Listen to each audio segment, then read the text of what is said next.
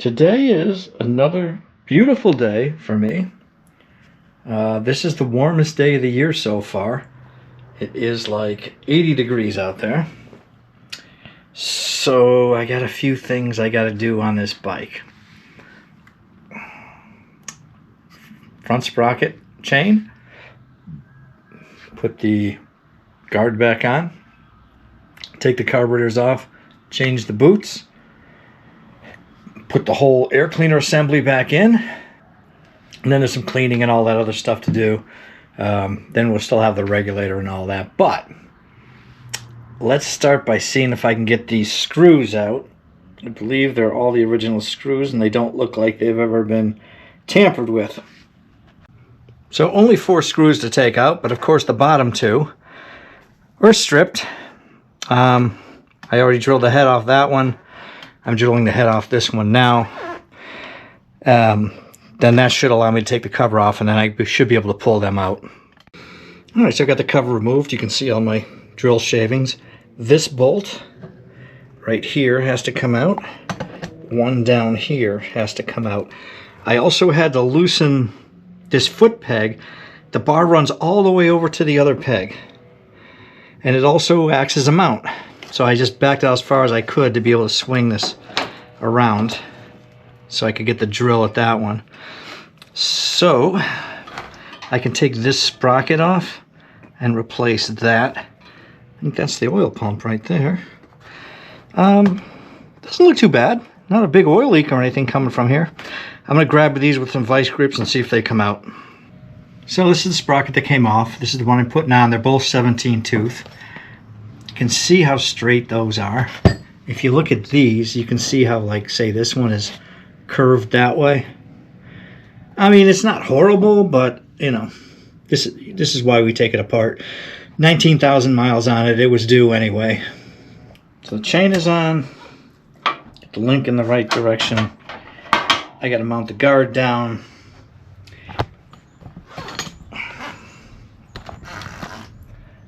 New sprocket. Now I got to clean this cover, get that back on. Alright, I cleaned up the cover kind of as best I could, you know, without having any real good polishing stuff. So it does look better than it did. I have some Allen head bolts I'll put in this. I know they're not original, but I'm doing this for the next guy. He can take out the Allen head bolts and put in the regular JIS screws if he wants to.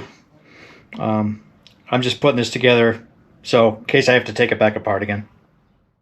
So I removed the rectifier and the old regulator. Normally I like to leave everything stock. Well, I had to bend this ear back, one of the ones that held the regulator in there. That way I could bolt the new one onto it.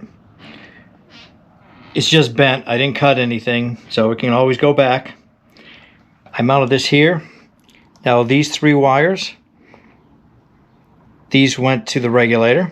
You unplug those, and you plug white to white, green to green, black to black from this one into the harness, and then you simply unplug the regulator and plug this one in. So I'm going to put some electrical tape around these connections because they're right at the edge. I don't want them touching any metal and shorting out. But yeah, that should fit under the cover nice, and hopefully it charges good. Alright, new day for me. So I was thinking last night what I'm going to do and what I'm not going to do. And a couple of things may have changed. For right now, I'm thinking I'm not going to take the clutch cover off. I'm going to see if I can break them free once I get it running and get it outside. Sometimes if you can get it going, rolling and all that, you can, you know, hold the clutch in, start and stop real quick. And sometimes that'll break them free. So maybe I'll do that, seeing as, you know, a lot of this stuff has to come off to break them free, or to replace them. So we'll try that. Today, I think I'm going to take the carbs off and, like I said, replace these boots, put new clamps on it, see if I can get the air cleaner back in. And that will probably take me to the point of maybe putting the tank and the seat back on and actually getting this thing ready to take it for a ride maybe. Well, we'll see. See how far we get. Okay, carbs back off. So it's just these screws here to get these off. I think there's O-rings between these little manifolds and the head. These screws here, those are if you're going to do a balance, put gauges on there. There's fittings that go in there, little barbs, and then you can balance the carburetors. I don't have that kit. I don't know. We'll see how this goes, see how it runs. See if I can just bench sync them, and then it won't be perfect that way, but we'll see how it runs.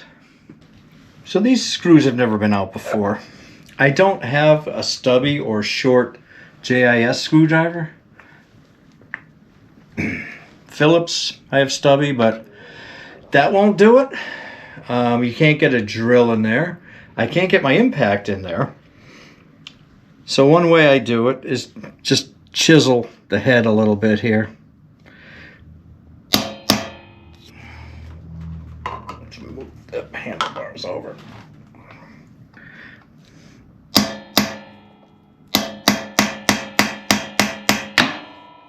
Once you get it in there, you can start going in the direction you want. And that will loosen them up. And then you can unscrew them. I have new screws for these anyway. But yeah, I've had to use this technique on a bunch of different things. It doesn't take long to loosen them, to get them to free up. So I got my first manifold off. And this seal is pretty hard. I mean, I can imagine after 51 years, you know, these things probably aren't in the greatest condition. And I'm pretty sure they are that old because these screws showed no sign of ever being tampered with to get off. So with all my manifolds off and sitting here from left to right, 1, 2, 3, 4, because they're different. So I have to make sure when I put the new ones in, I put them in the same order. All right, here's one of the new ones. New O-ring.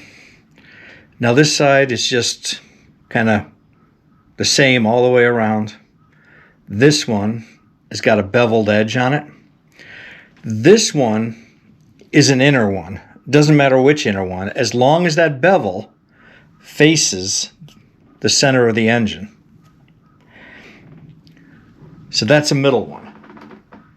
Now let's see where the end one is.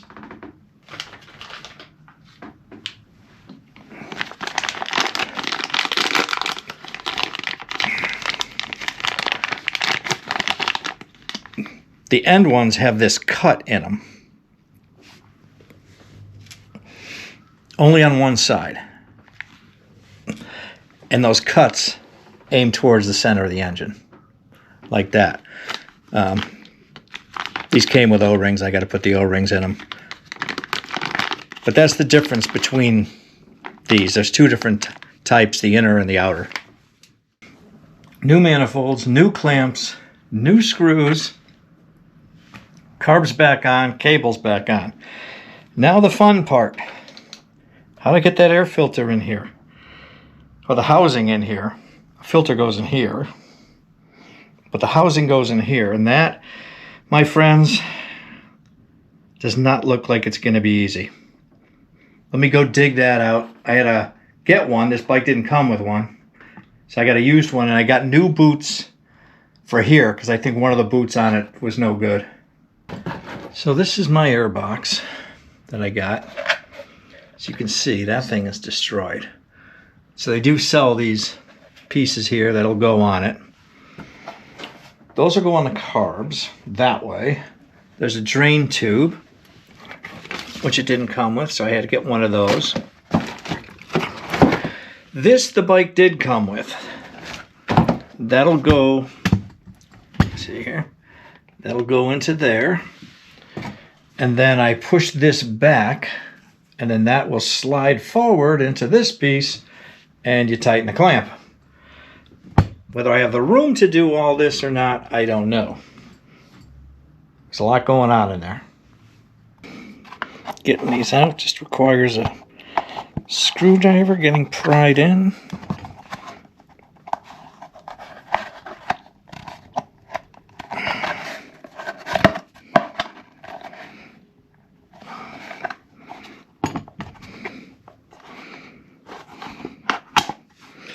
And prying them out.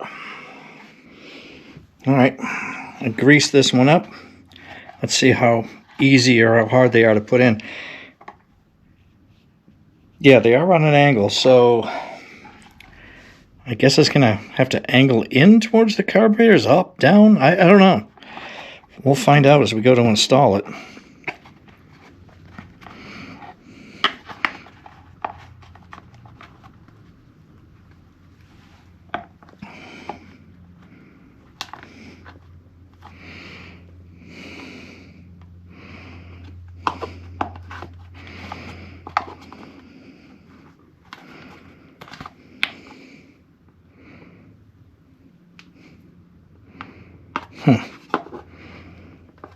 This is a lot harder than it should be.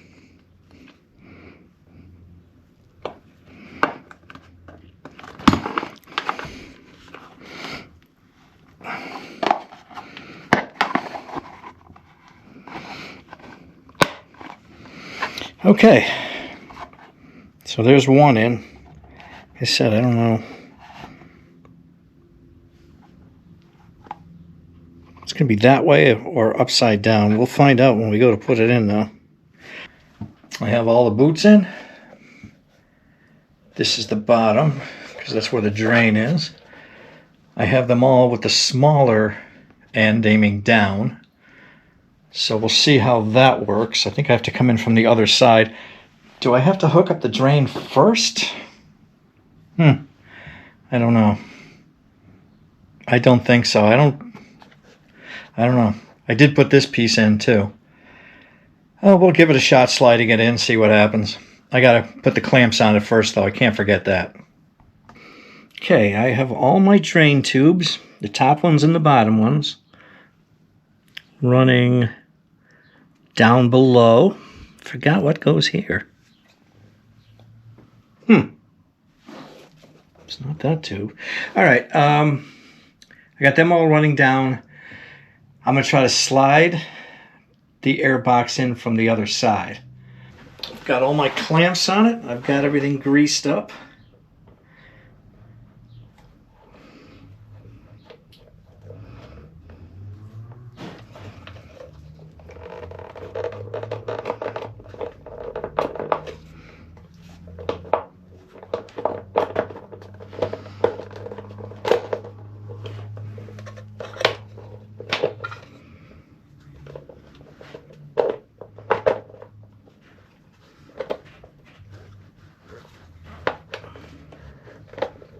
Seems like it might be possible. It also seems like I might have these boots in the right place too.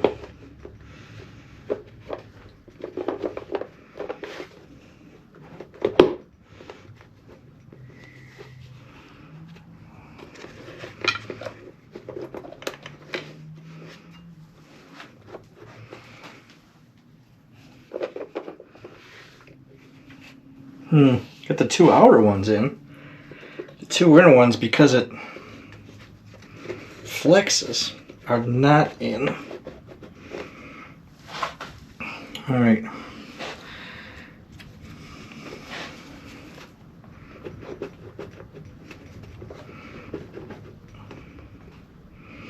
All right, I'll have to do something about that. Maybe I can get in behind and push them out somehow. So I have a ratchet wedged in here, pushing against this side, holding it in so I can tighten the clamps. Okay, all the clamps are in tight. I've got this little piece that slides through and that clamp tight. I have to put the air cleaner in and the clip that holds that. I've got the drain tube in and a clamp on that. The clamp for this box down here is way over there. That's good. So let's put the air cleaner in it. Maybe the toolbox and stuff, and we can button this part of it up. Pretty sure it goes this way. Right. That would be the bottom. Yeah. It's in like that, and now there's a clip I have to put in there to secure it, I guess.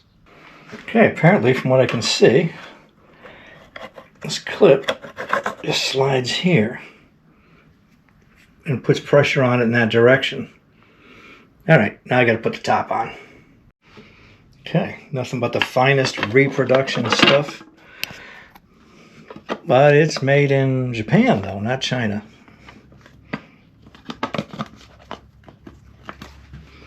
Set it on. Well, the toolbox, as far as I know, doesn't really do anything but just sit there. I don't see how it would be held down at all.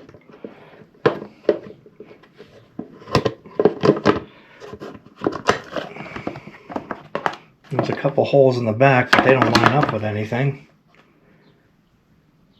I think just the seat holds it in. So I am missing a little grill piece that goes in here. I have not been able to find one, you know, just for sale on its own, without having to buy the whole tube part, which, you know, is a little pricey. Ignition switch and seat lock. That would be next. Luckily, you don't have to unplug it from the headlight shell like you do the Yamahas and stuff. It's right over here. The other side of the, oh, it's right over here on the other side of the tank. Okay, our new ignition switch is in. Things light up. So that's working. I put the original key tag back on there from somewhere New Hampshire, which this bike originally came from. The old switch. And I did this because the key is broken off in the seat latch and I could not get it out. I mean, it's snapped in there good. So if I'm going to replace the seat latch, I might as well get a matching set. They really weren't that expensive. They're aftermarket. So this is merely just taking these two screws out and replacing the whole latch. I just want to make sure that this works before we put it in. I'm going to have to put some grease in there. There's not in there. But yeah, that works. All right. We have a working seat lock with a key. All right. So I stuck the seat and the tank on it. As you can tell, the side cover is not even close to matching. This side, I had the emblem, but there was no clips in the tank. So I got two of these tiny little clips I'm going to pop in there and then put the emblem on it. Okay, clips are in. This should just pop in as long as I put it right side up.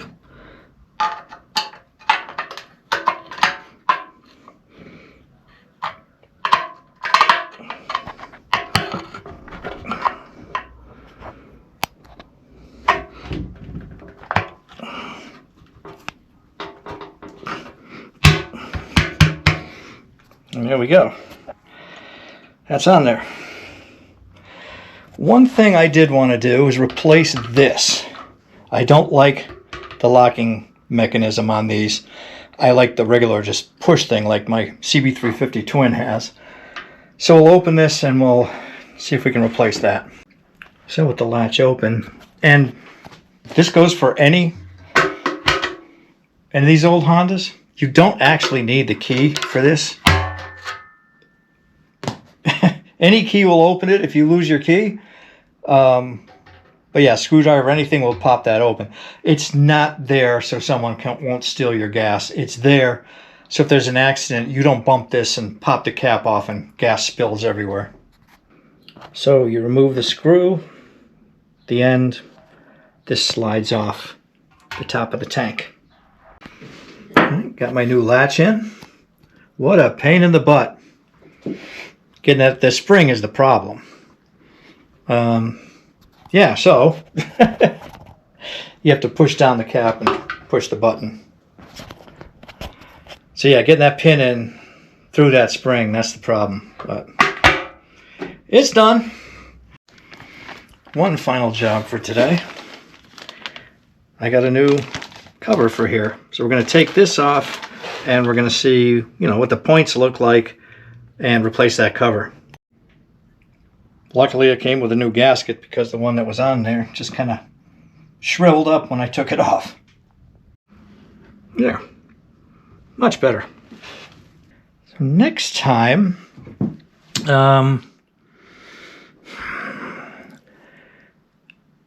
I got the axle nut. I got to put a washer on it. I still haven't adjusted the chain yet. I did tighten it up a little bit. What else? Oh, I got to put these pins in for the side cover. They look like they're going to be a royal pain in the ass. But we'll give it a shot. Hook up the tank to the carbs. Put the pins in the seat. Yeah, I did find some reproduction shocks. They're like $55. So I guess we'll change these. I want to see if these are the same size as those. Because if they are, I think I found a set of those I can get for that bike. But hopefully, oh yeah, I put a mirror on this. Hopefully, tighten the plugs up. I'll be getting this done soon. And seeing as the weather's starting to turn, maybe it'll go for its first ride. I don't know if you can see, there is sparkles in the paint here and here. I think the front matches a little better than the back. That could just be the angle of it too, though. I mean, that's not even close. At an angle, that's kind of close. So. All right, well, again, thanks for watching. I'll catch you on the next one. Take care.